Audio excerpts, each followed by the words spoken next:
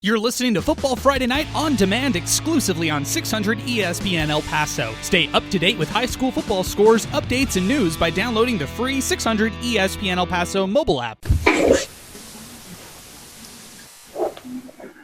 And welcome back to another edition of the Football Friday Night Podcast on demand. Adrian Broaddus here, along with my co-host Alex Nicolas, coming off a very, very busy week 5 in El Paso high school football. A lot of games to break down, a lot of previews to get to.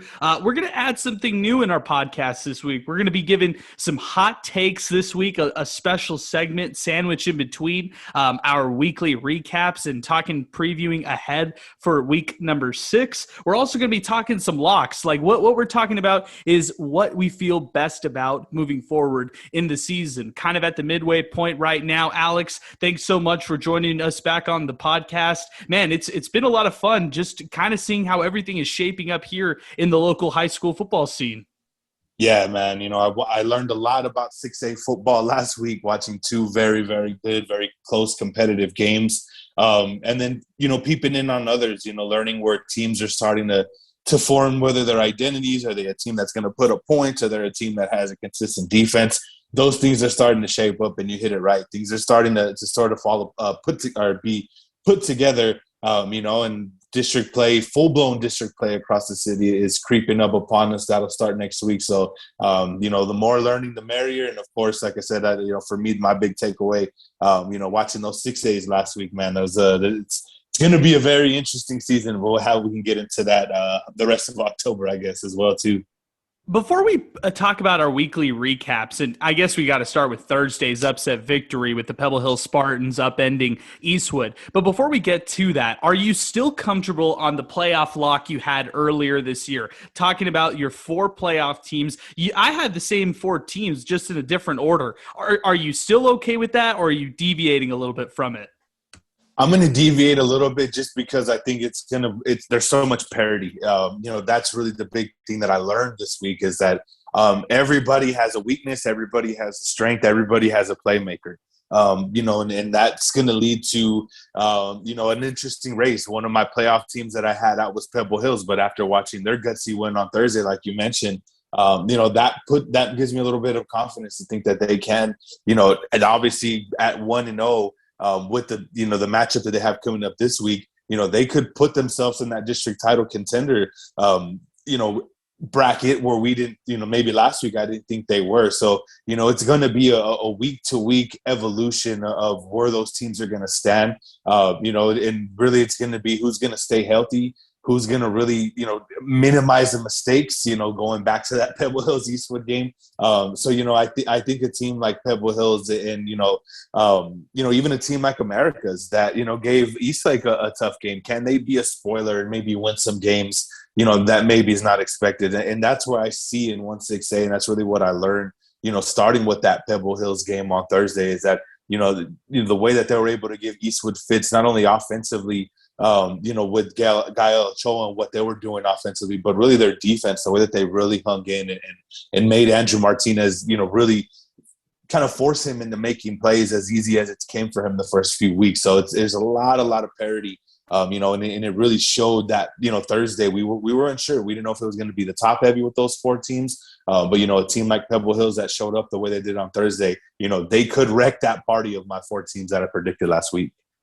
We've said it before, I'll say it again. I was very surprised to see Eastwood go down in this game. Not only did they come into this one, I would say it as the heavy favorites. Their senior quarterback, Andrew Martinez, has played pretty sharp this year so far. A little bit of a hangover coming off that game out of town, it kind of feels like. And to begin district play, you definitely don't want to lose in a game like this. It's an emotional roller coaster type of game, and and you'll break it down a little bit better than I can since you were at that finish of this game. But Andrew Martinez essentially has a chance to close out this game along with the Eastwood offense. They weren't able to punch it in late in that game. What happens? Pebble Hills marches down the field. Gael Ochoa, comes up big with the 2-point conversion following a game-tying touchdown score to pretty much wrap this one up. This Pebble Hill Spartans team is young. They've got sophomores across the board.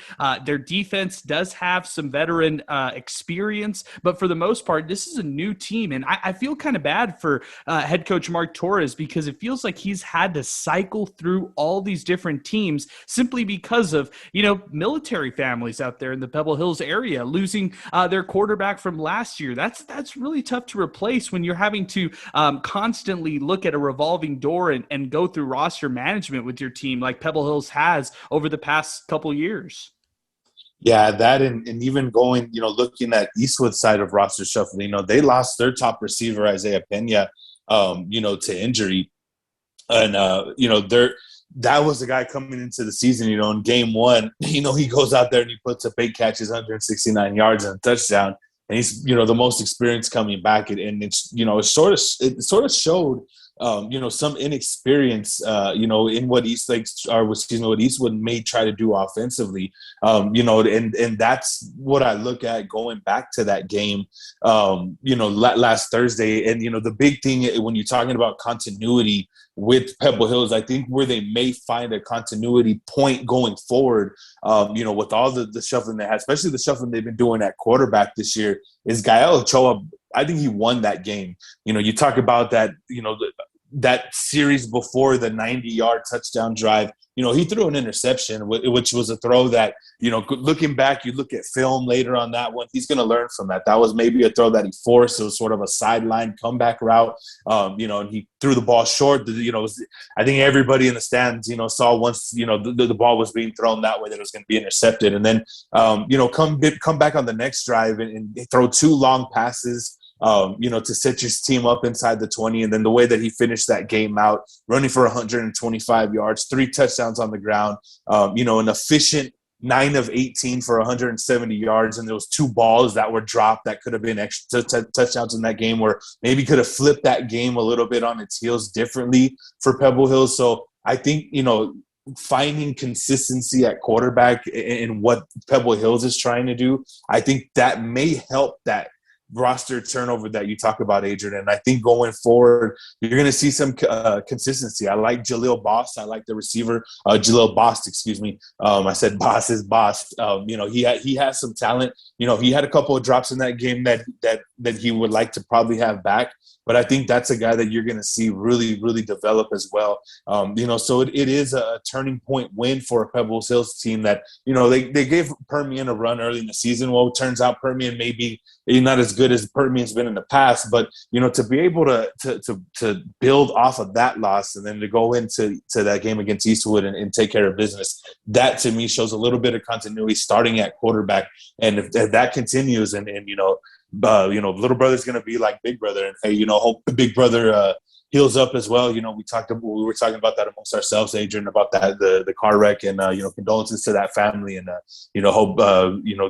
hope Seth Ochoa recovers, because I know he's got a good thing going on there at McMurray as well. Yeah, I'm really glad you mentioned him, and best wishes to his family, condolences to him, and wishing him a very speedy recovery. Pivoting over to another 6A game, really want to mention this one: Franklin topping Montwood 49-45. It sounds a little bit closer than it actually was. Franklin led by a lot. They put up 49 points all the way up into the third quarter. Montwood was able to score 17 points in garbage time in the fourth.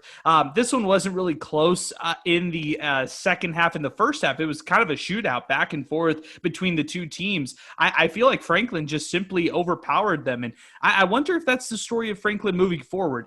Their quarterback, Cameron Bird, is experienced, 245 through the air, really impressed me. But another guy who really impressed me as well was Bo Sparks, the junior wideout. He had 172 yards of receiving in this game and a touchdown, including a long of 46.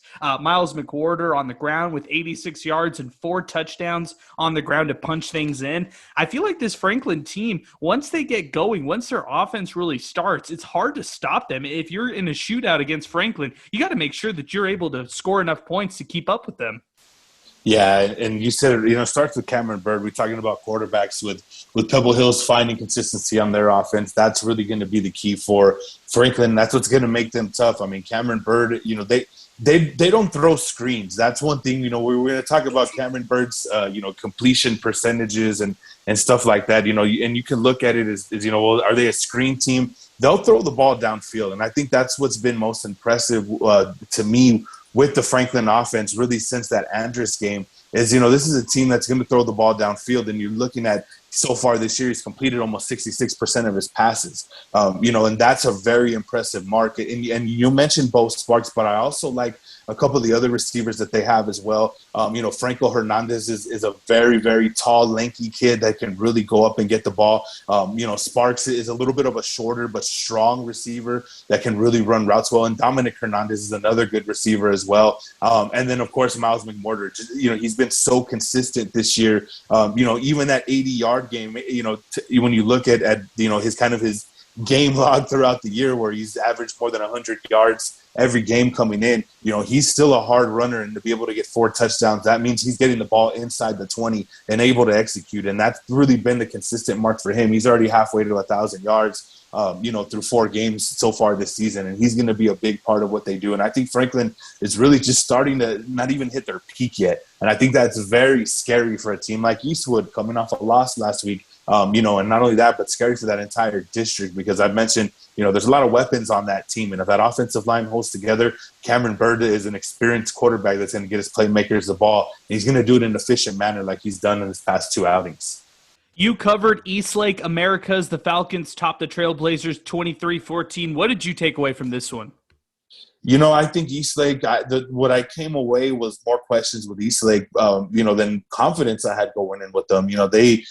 They couldn't really get anything going offensively. You got to credit Americas. Their defensive game plan was simple. They were going to go man-to-man. They didn't blitz very much, like they normally would have.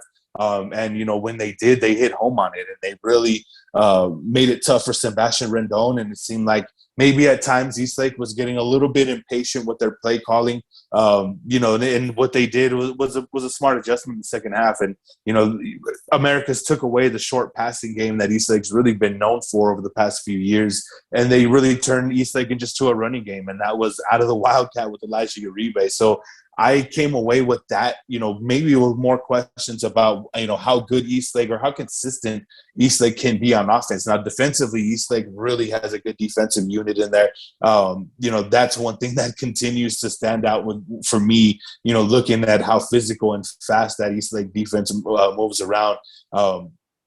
That's going to be a constant thing. But to me, it's more defensively, with the offense. That's really where the questions are going to amount with Eastlake.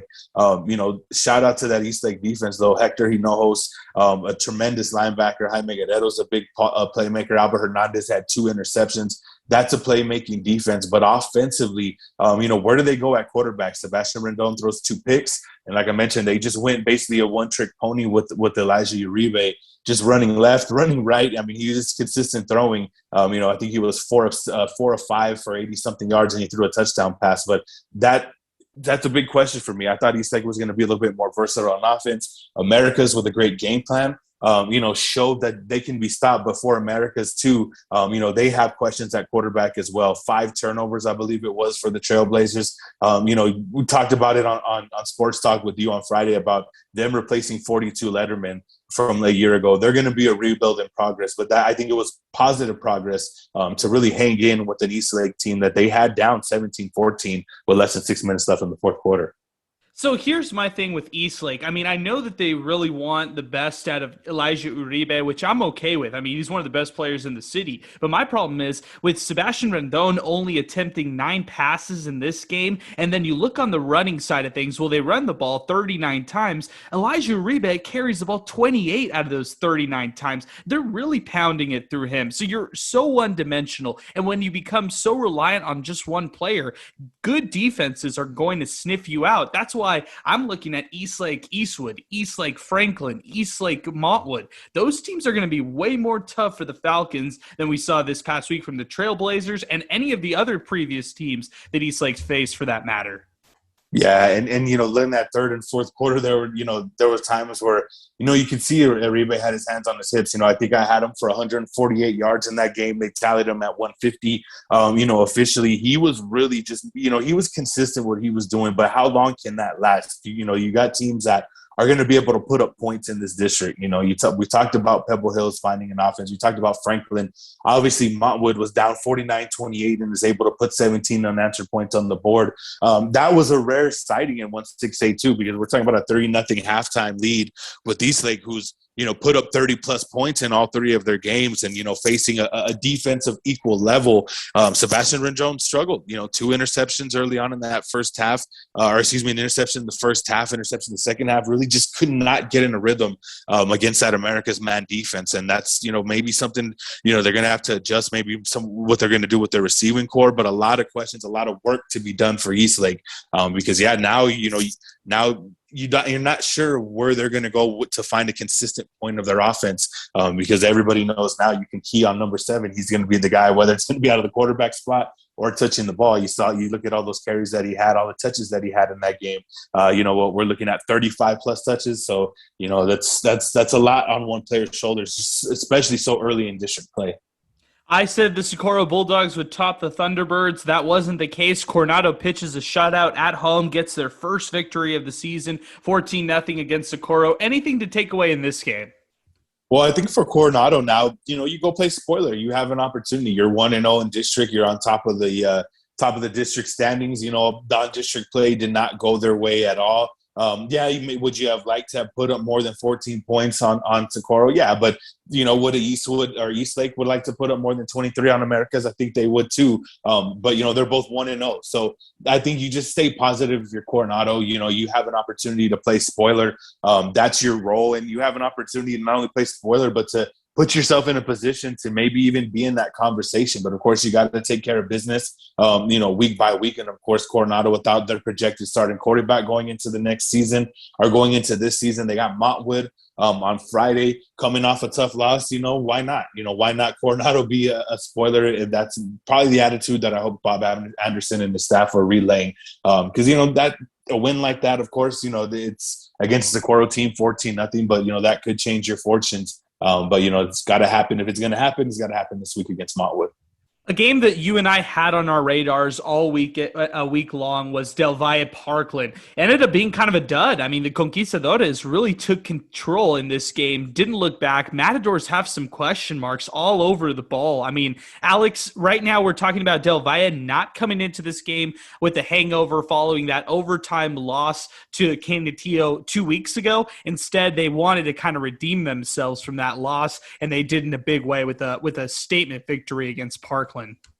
Yeah, and to me, statement more with their defense, because we know that Parkland can be explosive. I mean, even if they're trying to figure it out at quarterback, they have O'Bannon, they have Beasley. Those are guys that are explosive, that can make plays. But it just shows of how, like you mentioned, the lack of a hangover from Del Valle, and really for their defense, the way that LJ Martin and that Canutillo defense treated them a week before. It's a good bounce back win for Del Valle. And I think continue, going forward for Del Valle, even though Christian Martinez didn't have a big day, but, we're starting to talk about Jesse Ramos, seems like every week on the program. And, now he's up to 10 touchdowns, 1 interception, completing almost 60% of his passes. And, he gets it done with his legs as well. He's up to 8 rushing touchdowns, averaging 4.1 yards per pop. And he's a very, very effective scrambler. He has a really good feel in the pocket of when to let his receivers sort of continue running the routes and give them time, or when to bail out of there. So, you're going to see continued improvement, I think, out of Del Valle's offense with Jesse Ramos leading it. But that defense, you could tell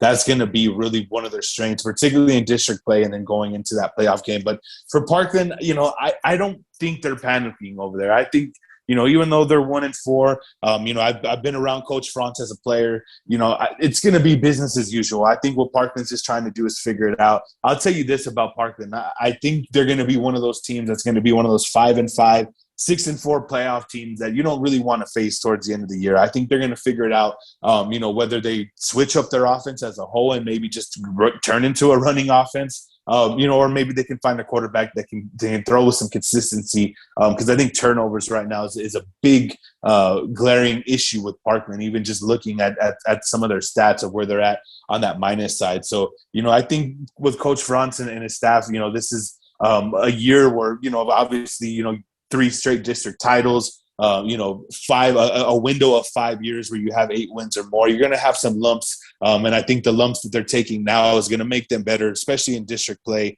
And like I said, going into a possible area round game and even in a by-district game against the 2-5As. You talk consistency at the quarterback position. What about the consistency we've seen all year long from Chapin quarterback Mason Standifer? He's over 1,000 yards passing already on the season, 17 touchdowns to just 3 interceptions, has 2 touchdowns on the ground as well. Has been able to find his main target in Timothy Pastron in a big way this year. 21 catches, 463 receiving yards on the year, along with 9 total touchdowns. The Chapin Huskies with a statement victory on Thursday over Austin, 43-13. You know what, Alex? I'm just going to say it right now. After watching the first 2 years of Mason Standifer, I didn't think he would have it. I didn't know if he would get to this point, but I got to give a lot of credit to head coach Ryan Warner and the job he's done with Chapin and the job he's done with Mason Standifer. He's been pretty great this year so far. Yeah, I'll tell you what, he's really proven himself. And I'm going to add some more variables to, some talk of how well he's playing. He's out. Chapin lost their 2 starting running backs going into the year. Jacob Williamson. And then, his name's gonna kill me. He was a running back at Andrews for his freshman year. It's gonna ruin my evening if I can't figure out his name. But basically he's out 2 projected starting running backs, and then he has a very young and experienced offensive line. And Mason Standifer, is really turning into a leader of that program, and that's what I've always noticed with Chapin. When Chapin has that leader, that quarterback leader, they're hard to beat. And this is obviously a Ryan Warner program that's been in that Chapin program, played as a player, was there in some of the heyday, and he understands that. And I think he's really molded him into a great leader as that starting quarterback. And you're really starting to see it because, like I mentioned, you lose your 2 starting running backs and you're with a young offensive line. That takes heart to go out there and really fight the way that he has every week. Just to continue to stay consistent as he has. And you mentioned Zeke Pastron. I like that. And the other receiver that they have, Anthony Rivera. His numbers look good. He's a good looking kid as well. And that's something that you're going into facing a team like Del Valle. It's an experienced quarterback. Del Valle's seen them this year, and we talked about Del Valle's defense. But already looking ahead to that matchup. Look at me, I'm already looking ahead, and I got to take it week to week. But that's how good you're looking at senior quarterbacks and what Mason Standifer's doing. 17 touchdowns to 3 interceptions.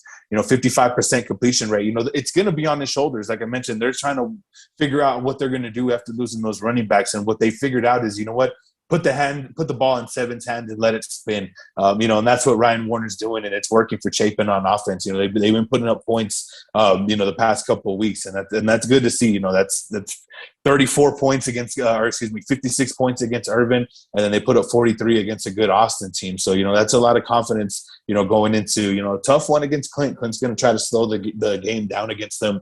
On the road this week. So, for Mason Standifer, you're talking about him and Jesse Ramos, those could be the 2 MVP contenders in that 1-5-8 D1 district there.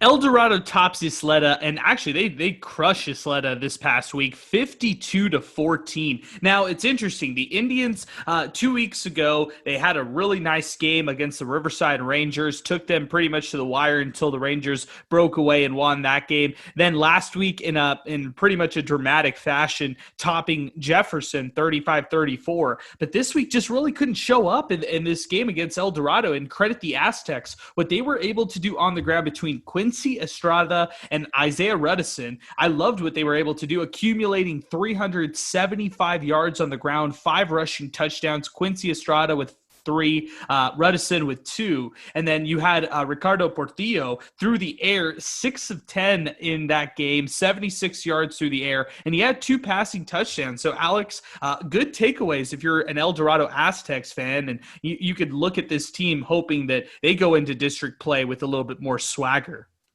Yeah, and El Dorado, credit to that coaching staff. Andrew Macia is the offensive coordinator, good friend of mine. What up, Drew? The way that they've been able to really, really figure things out because they had a tough start to the season. You know, a tough draw against Eastlake in week one.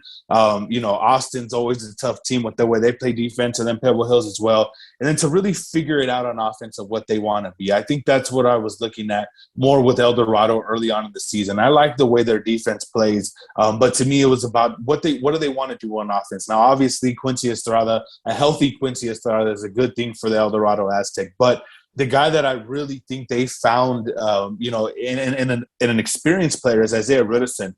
You know, you look at his last 3 games, he has over 500 yards rushing, you know, goes for 305 against Clint. And then last week, 178 yards and 2 touchdowns against Ysleta. And you know, that's going to be a big key for them going forward. If him and Quincy Estrada can continue to stay as consistent as I feel that they can, and you know, that's a talented duo in that backfield, that's going to be a big deal for El Dorado. But keeping, like I said, a healthy Quincy Estrada is good for El Dorado. And like I said, they're figuring it out that their identity could be on the ground. You know, Portillo with the efficient passing game, you know, the short passing game, that can also help because I know they have that really nice receiver, Andre Thomas, that can get loose. And, of course, Thomas Nelson Betts can catch out of the backfield. And he's a nice change of pace back to Ruddison. They may have figured something out there, you know, as well at El Dorado. And I really think that, you know, you're looking at a guy like Ruddison that could, you know, possibly be – we just talked about 1.5 D1 MVP candidates. If El Dorado sneaks up on somebody, Ruddison, you know, I'm not looking at the full stats, but I'm looking at here, Adrian, 774 yards. That has to be tops in the city through 5 weeks, you know, so then that's a good start for him. Well, I'll tell you who's top in the city right now. It's Ernie Garcia, man. Horizon and the way that okay, so let's peel this back a little bit. Horizon went to the wire with Fort Stockton. They went to the wire with Riverside. That game wasn't close at the beginning, but Horizon made it a game. And we kept wondering, I mean, what are we going to see from Paulo Melendez and his squad? Well, I mean, they destroyed Bel Air this past week, 64-28. Ernie Garcia on the ground, 17 carries, 151 rushing yards, and a pair of touchdowns. Jacob Quijas led the way through the air, 191 passing yards, also rushed for 106. He ended the day with 4 passing touchdowns right now. Ernie Garcia leads, if I'm not mistaken right now, he might lead the entire city of El Paso right now with 907 rushing yards through 5 weeks. I mean, gosh, Ernie Garcia on the ground, he's been sharp. I'm not sure what to make of this Horizon team. Some weeks we see this team, you know, battle against tougher opponents. And then like we saw this past week, they pretty much crushed this Bel Air team. Is Horizon good? That's my question, Alex. Is Horizon good? You know, the jury's out as far as are they good enough to contend, you know, in that top 2 or 3 spot in district play. I think, you know, and we're talking about playoff standings, but this is a team that I wouldn't want to play in district, or I wouldn't want to sleep on in district play because of the fact that you see there that they can just explode on you.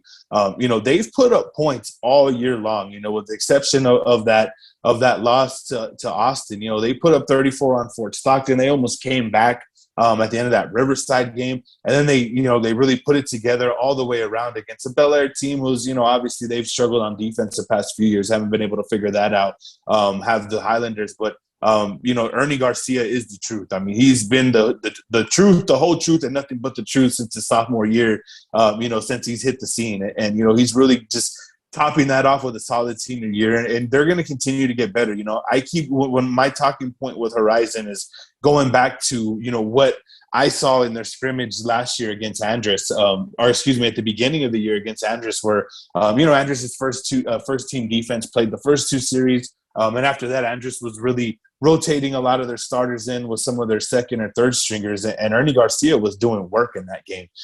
You know, and you're looking at similar numbers to where he was last year through 6 games, 969 yards, you know, 907 this year, 16 touchdowns last year, has 12 this year. You know, that's a similar pace, and I think that pace is only going to, you know, up that ante. You know, they got a week off this week to get him healthy, then they play Chapin and then district play. You know, and I really think that Chapin game, that's a game that's going to be real interesting, really for both teams going into their district play. And I think that could tell us it's really a measurement stick game now that, you know, like I mentioned, that Garcia is able to really put together that full game. And, you know, same thing with the Horizon defense holding a very explosive Bel Air offense to just 28 points. What'd you take away from the Burgess narrow victory against Jefferson 28-22? All the word that we got, Alex, was it may have been a little too close for comfort, and Burgess should have beat them by a lot more than they actually did. Yeah, that when they were up 14-0 and Burgess went for it and Jefferson got the ball back and scored, that's a game changer. And winning the last 2 minutes of each half, I think, is very important. And even though Jeff didn't pull it out, the fact that they're able to get a defensive stop there and then score, that shows maturity. And we've talked a lot about the Foxes. We're Fox fans over here. We're Foxes fans here on That's the right. podcast. That's right. So that shows me that they can't be taken lightly in that situation. You got to be able to play, be able to manage it better there. I think if Burgess goes into halftime with a 14-0 lead, that game flips on its heads, and I think Burgess maybe wins that a little bit more comfortably going away. But I think that speaks more to how good Jefferson is. In an opportunity where you can put a team away, even if you're punting the ball away late in the first half, and play your odds of going into half a 2-score lead. But it shows how good Jefferson is to get back into that game and to keep fighting all the way through until the very end.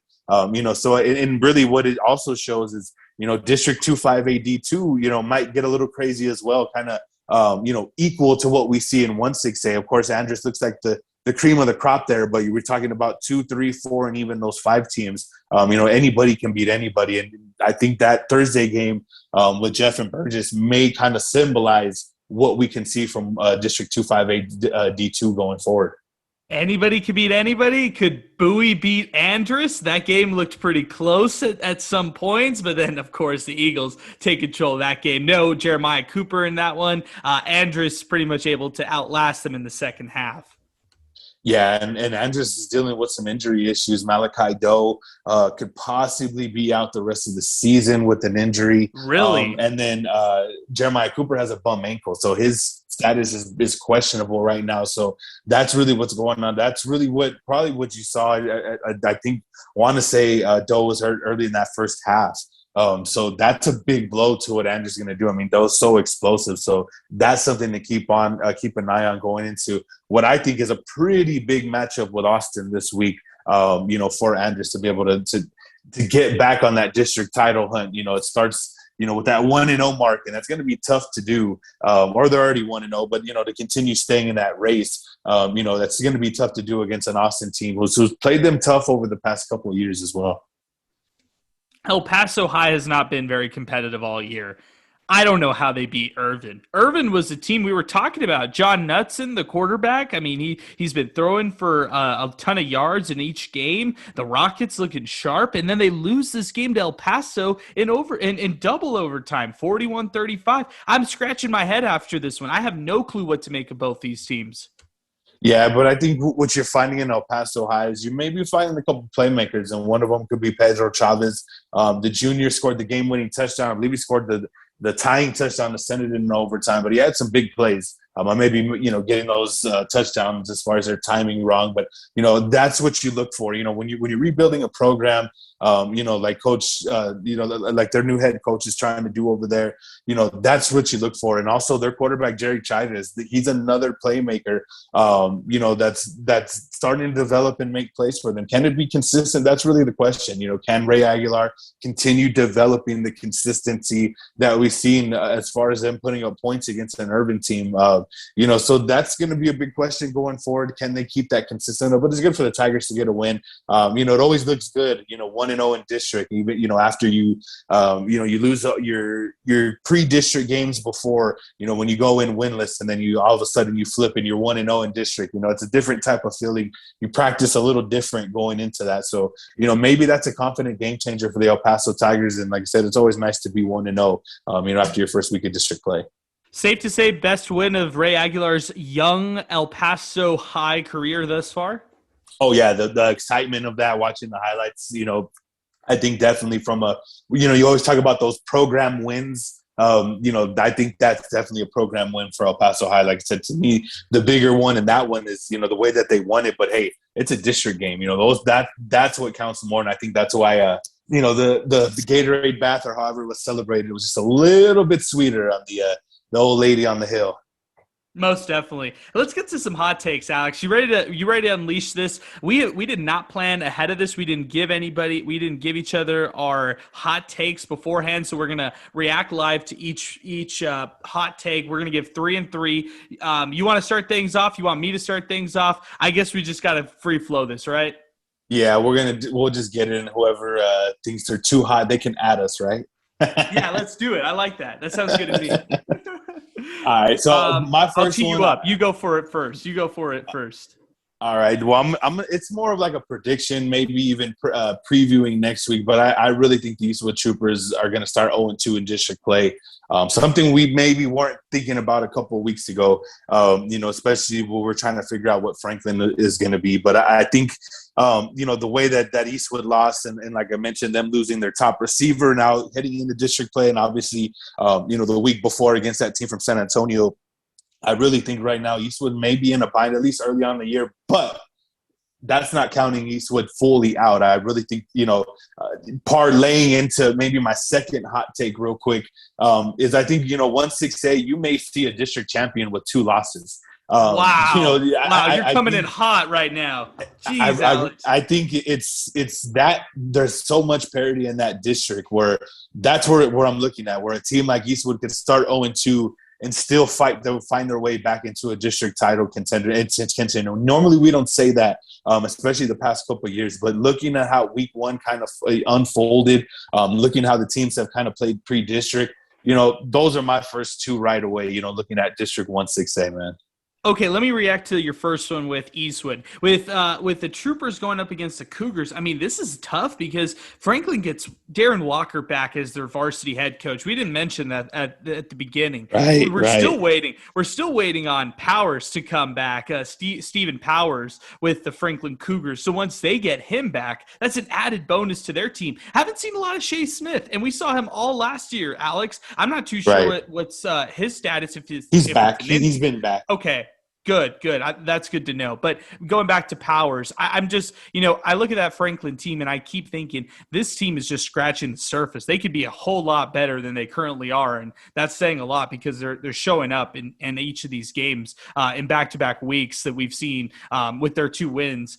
But, with the Cougars, going into Eastwood, that'll be a great matchup. I'm very excited about that one. If it's not our game of the week, it's going to be one of the close games of the week for next week. If it's not, it's got to be that Eastlake Pebble Hills game, which is fantastic for next week. But like you said, for 6A, I wouldn't be surprised if we saw a 2-loss district champion. I'm just asking, can we please not have to do as much math at the end of the season where we're having to wonder, if this team beats this team by this much or whatever, then they get the district title. I don't want to do that, Alex. I don't want a coin flip either. Like I want the easiest thing possible, but if it's a 2-loss team that deserves it, so be it.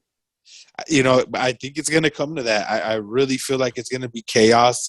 It's going to be about who's healthy and who minimizes the mistakes. I mean, every team can put up points, in this district. Like I said, everybody has a playmaker, somebody they can rely upon to move the ball.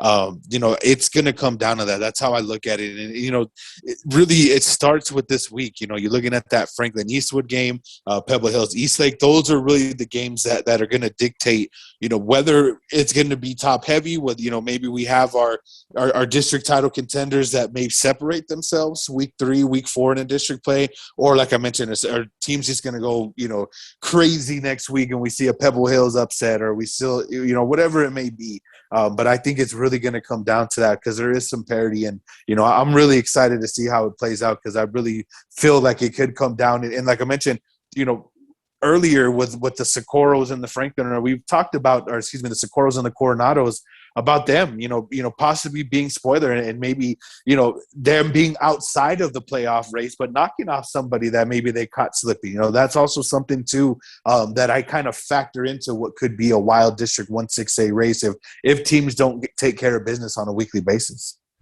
I'm going to throw two at you. I have two 6A hot takes as well. I'm glad you did too. My first one is I'm thinking Pebble Hills makes the playoffs. My second one is I think Montwood misses the playoffs. There you go. There are my two hot takes Wow. right there. I think and it's nothing against the Rams. I just don't think they have what it takes offensively, and they don't have enough firepower offensively. That's where I'm kind of standing. I like the defense, although there are holes. And Franklin, who's a high scoring offense, they were able to expose that. Eastlake, who's a high scoring type of offense, they could expose that too. And you look at Eastwood, the way that they're able to put up points, I don't know if the Rams will be able to match those amount of points right there. So I'm taking Montwood out of the playoff picture. I know we had talked about Montwood, Franklin, Eastlake, and Eastwood being as kind of our early locks for 6A. I'm taking the Rams out of that mix. I think that, in early non-district play, they were able to catch Central in a really close game, and credit to Ariel Famaligi and what he was able to do in that game.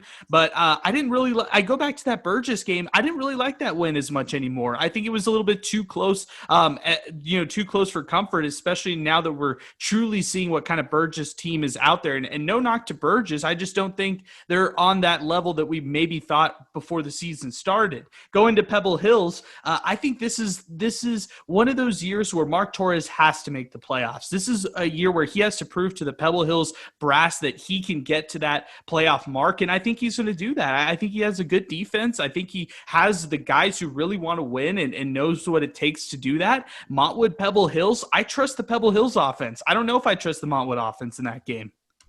That matchup could possibly decide that fourth playoff spot, the way things could possibly go down. True. So, looking forward, that could be something that could decide that, where both of those teams come down to it. And, I could see where you're at with Montwood. Franklin was up 49-28. They had a 3-score lead at one point in that game, which really, it seemed like it was back and forth early on. And I really felt that Franklin was in control. And to me, that said a lot about where Franklin is right now, of where Montwood's defense isn't. Particularly, even though the way that they played against Burgess, you're looking at playing a more dynamic offense in Franklin, and, sitting at the top of that fourth quarter, and you're already allowing 49 points and however many yards accompanied with that 49 points. So I can definitely see that. I wouldn't think that wouldn't be a far-fetched possibility. Like you said, if Montwood can continue, if Montwood can avoid getting in those shutouts in those shootouts, and find some consistency in offense, or maybe they're controlling the game. And, they're trying to figure it out at running back. Isaac, they're that running back they have as a sophomore. Is he the guy? Kevin Melendez, he has a lot on his plate. I think Steve Escajeda reported he had over, 80 yards rushing. He was doing a lot of the rushing obviously, moving the ball through the air. So that's going to be a really interesting mix of the consistency from Montwood going forward.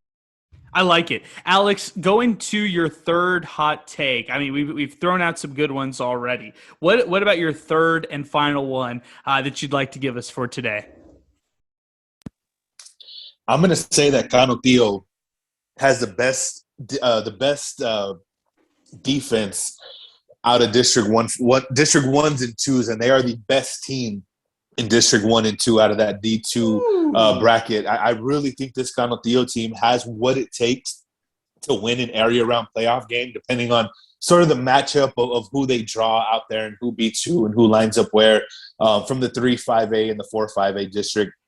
But looking at what they've done the past couple of weeks, and obviously, Mountain View, you're supposed to beat Mountain View the way that they did. But I really think what they have with LJ Martin, with that defense with Chuy Carrillo, that front three, that's very, very tough. I really think that this is the head and shoulders best team, really coming out of El Paso, and could possibly compete in Region 1. That staying healthy is really a key for Canutillo, I think, going forward. But, the way that LJ Martin is really sort of turned it on, I guess, mid-season. I'm pretty sure he probably could have ran for 300 yards against Mountain View if they let him. But we know Coach Brooks does. Coach Brooks, he's a smart coach. He knows it's a long season. It's a marathon, not a sprint. It's not about the numbers. It's about the end result of the season. And I really, really feel like Canutillo is starting to really grind it out defensively and really figure themselves out. And, I find it really, really hard for anybody in their district to beat them this year, and that includes Parkland. It's like we do a podcast together or something, because I have Candiatillo as part of some of the things I want to talk about here in our next part when we talk locks. I'm glad you mentioned them. I'll save a little bit of Candiatillo for a little bit later. I'll throw my final hot take. I think this is the last game Riverside loses in regular season. I Yeah, know I they can lost agree. to Monahans. I know that was a close game, right? It was close toward the end, and not at the beginning. Monahans was pretty much blowing them out, but the Riverside Rangers, I feel like their schedule stacks up for them. But more than that, they're expecting to win these games. Alpine at home next week. They go on the road to San Eli, then at home against Fabens, away against Mountain View, and close out the season against Clint. That Clint Lions game on Friday, October 29th. That one's going to be the one that you might want to watch moving forward. But I like the Riverside Rangers to win out and close out the season. I was hoping they could get to that 10-0 threshold, but 9-1 sounds pretty nice for Gary Ricoder and staff. Yeah, and when you talk about, no losses are good, but that's a good loss. That was a game where they looked like Monahans could run away with that one early, maybe put up a lopsided score in that one, and Riverside was able to really bounce back and make it a game. And I can agree with you. I think that loss may help them going forward. Of course, the big game you circled at Clint. I think Clint is going to be that's going to be obviously the district title game, in my opinion. Mountain View may give them some trouble in that district, but I think it's going to come down, to them in the Clint Lions. And that was almost my hot take too. I was almost going to go with Riverside sort of in that same realm. So I fully agree with you. Monahans is a really good team, and possibly, depending on how things shake out and where they go, this could be a team, where you're looking at area round play where these two teams could possibly meet. Let me see if they're both in the same division, but that's something to look forward to as far as from a confidence standpoint of Riverside and really kind of gauging of where they're at with their competition. And that's, like I mentioned, a potential playoff matchup that could possibly manifest itself down the road for Riverside. So a good measuring stick game. And I think, like you said, I really hard to see them losing. If they do, it'd be Clint. But I think this team is just going to continue to get better. I want to talk a little bit about some locks that we have for the rest of the season moving forward. And when we talk about locks, that means in our head, this is a surefire bet. We would say that this is going to be the case moving forward. Alex, I'll start things off. I'm going to throw out one lock. LJ Martin ends the season as El Paso's leading rusher over Ernie Garcia. Now, he has 819 yards through 5 weeks so far. The lowest amount of rushing yards he's had is against Chapin in their 34-13 victory. He had 112 on the ground, but every game, 100 plus. Every game, he's blowing up teams and defenses. LJ Martin, what he's been able to do, not only on offense, but like that game-ending interception that he had against Del Valle on the defensive side. This guy's a ball hawk. He just knows how to play the sport of football, and he's only a junior. He's only getting more offers left and right. He's really reaping the benefits of all the work that he's put in. Give me LJ Martin winning the local rushing title as my lock. I could see that. I could definitely see that, particularly with the way that their schedule pounds out. And even, if we're talking about including those playoff games in there as well that we expect Canutillo to be in and competing in, that's not far-fetched. And, obviously, like I mentioned, this week was sort of a low carry game for him because they were up big in that one. But, definitely they're going to ride on his tails. Going forward, he's the guy that can move the ball and make big plays. And he started, we were kind of noted we came in as sort of that grinder, short yards, 4 or 5 here, maybe bust the 15, 21. Well, he's starting to expand that. He's getting bigger. He's getting stronger. The game's slowing down for him from a standpoint where he's faster, he's taller, he's bigger than everybody. And that's something that could possibly manifest itself as well. Give me your first lock. My first and only lock right now that I have, going forward after a couple of weeks of play is I think each, when we're talking about District 16A, District 25A, D1, and District 15A, District 15A, D2, and District 25A, D2, all of those playoff spots I think are going to be decided like the 3 and the 4 I think it's a lock that they're all going to be still up for grabs going into last week. But we're going to have somebody has to beat somebody scenario. So-and-so has to beat somebody to lose to this person. And then their grandma's seventh grade team has to lose to this. I think it's going to be hectic. That's my lock right now. I think we're going to see chaos in those three districts. Really, I think they're all, as far as those teams that are jockeying for those playoff positions, I think they're all even. And there's a lot of parity across town this year. Normally there is, but this year it's sort of glaring. And those three districts, it's going to come down to that last week. Could even be talking about some coin flips after. And I love that. I know you don't, but I do. I know Paul McKinnon, one of the hosts of Football Friday Night, loves those scenarios. And I love the back and forth texts that we have when it comes to that, because we're looking, it used to be you're looking at, okay, who's the big school, small school? Now they're already divided. So now it's about, okay, what are their tiebreakers? So I think it's good. That's my lock, is those three districts are going to come down to the last weekend. For me as a high school football fan, media guy, I love it. I got two more to throw at you. Del Valle wins Super 5A outright, doesn't lose a game in district. Jefferson makes the playoffs. Those are my last two. And I want to throw this out there to you, and I know you have something good to talk about on this. This is coming from Matt Stepp, our friend at Dave Campbell's Texas Football. Realignment is set for next month for the 2022 season. One big thing to watch, El Dorado likely back in 6A. Chapin probably down to 5A D2. So he thinks that possibly Del Valle and Bel Air could opt to 6A as possibly the play right there. Now, if Del Valle wins another district title in this one, and maybe even walks through it pretty easily, I wonder what that means for them in the future if they were to move up to 6A. If we were just to fantasize a Super 6A locally for a possible realignment, that sounds so fascinating to me, Alex, just kind of thinking into the future, into next year.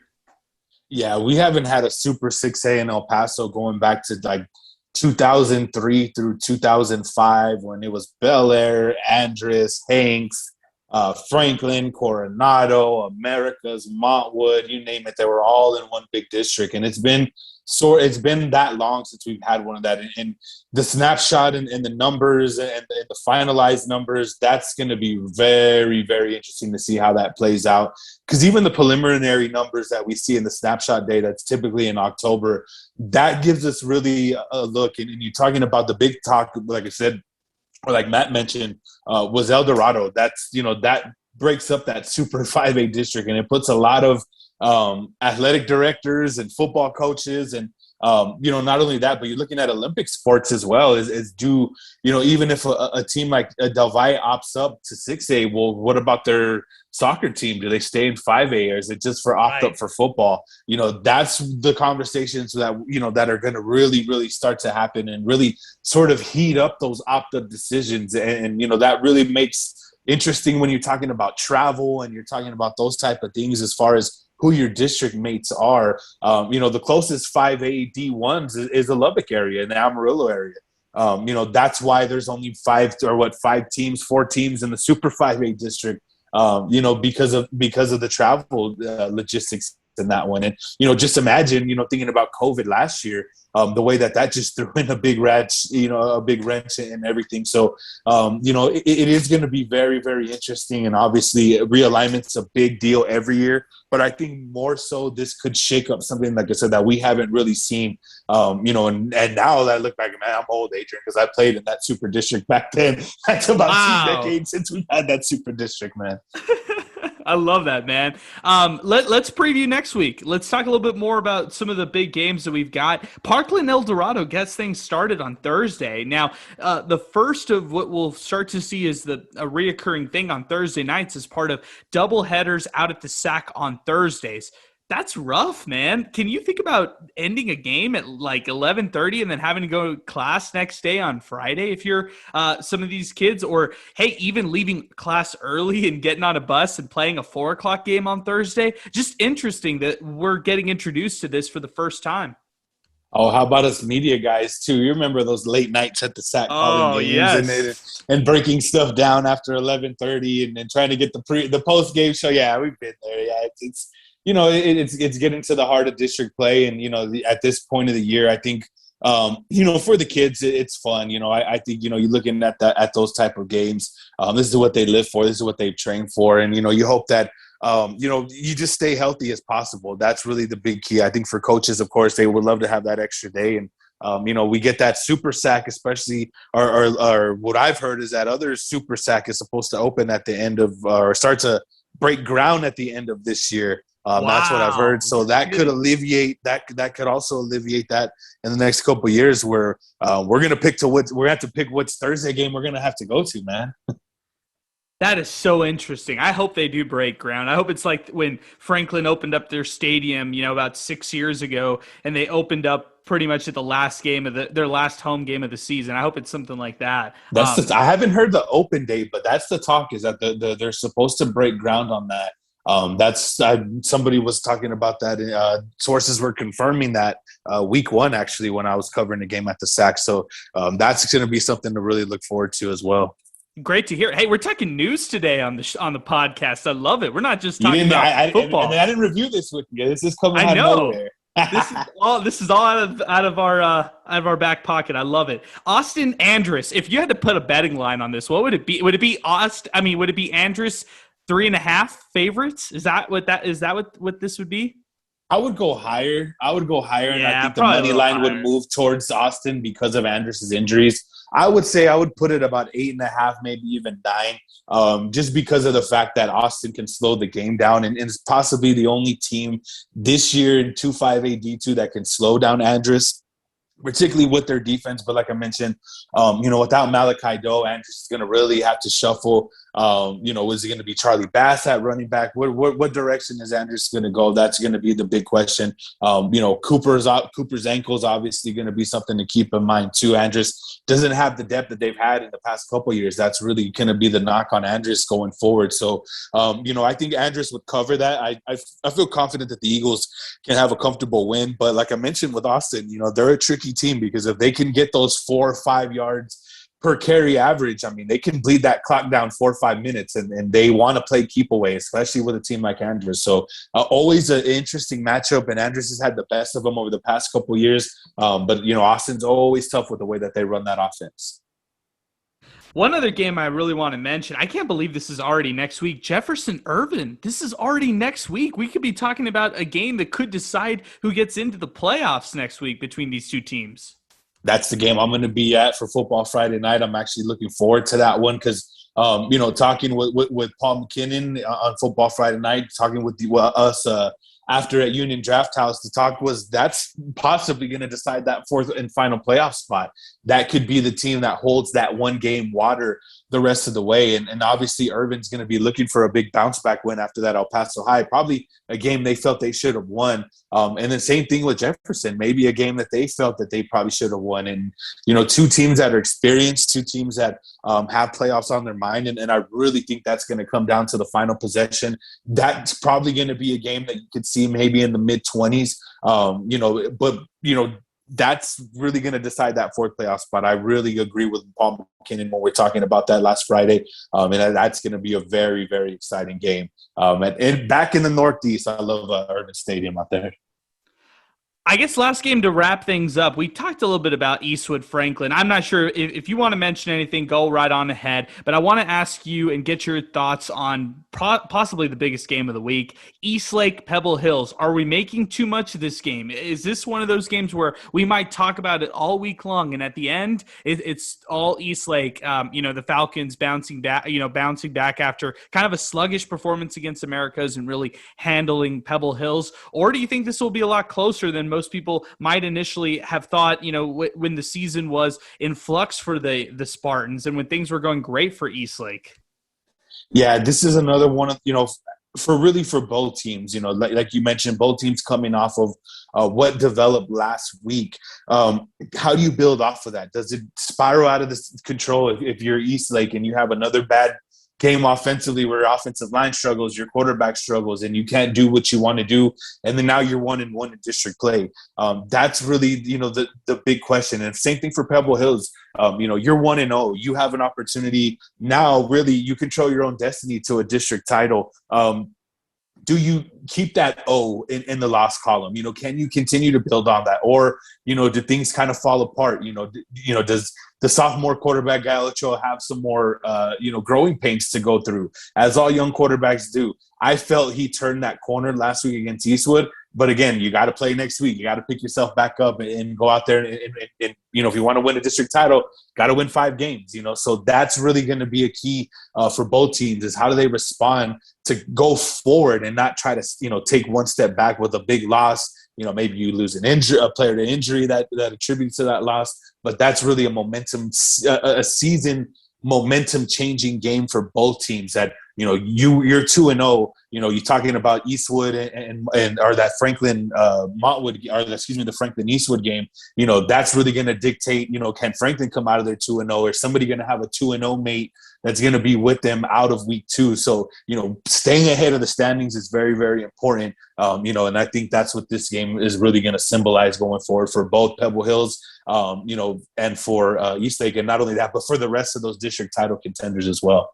Do you like Eastlake and Franklin in both those games? Yeah, I'll give a slight edge to Eastlake because of Uribe. I'm a big Elijah Uribe fan. My household is Elijah Uribe household. But, he's a guy that just changes the game, and he's physical. He's hard to bring down. He's fast. He's smart. I mean, I can go on all night. But I think that's the difference in that game. Now, for Pebble Hills, if they can generate some big plays, and execute some of those big plays, I think that's what's gonna keep them in the game. But again, I mentioned that Eastlake defense. That's a really good defense that they're going up against. Eastlake's defense is not a defense. I don't think they've allowed more than 14 points so far this year. And that says a lot about what they're doing, what they're experiencing, and what they're doing defensively. So yeah, give me Eastlake, give me Franklin. Eastwood, honestly, to me, has the toughest home field advantage in District 158. In District 168, pardon me. I think they're going to use that to their advantage. But, Franklin, like I said, Cameron Bird, this is also a Cameron Bird household as well. He's Alex Nicolas. Follow him on Twitter at NicolasAlex915. Check out all his great work up at our website, 600ESPNElPaso.com, for his weekly recaps. He talks Thursday Night Football with us as well, joins us on the podcast every week, and you can hear him, you can hear me on Football Friday Night every Friday night on 600 ESPN El Paso. Alex, thanks so much as always, man. Can't wait to do it again next week. Yes, sir. Second week of district play. It should be fun, man. Tune in on Football Friday night. Should be a fun one. It should be a great one. All right, Alex, we'll talk to you next week, man. Thanks again. We'll talk to everybody next week as well. Stay with us as Football Friday night comes right back this Friday right here on 600 ESPN El Paso.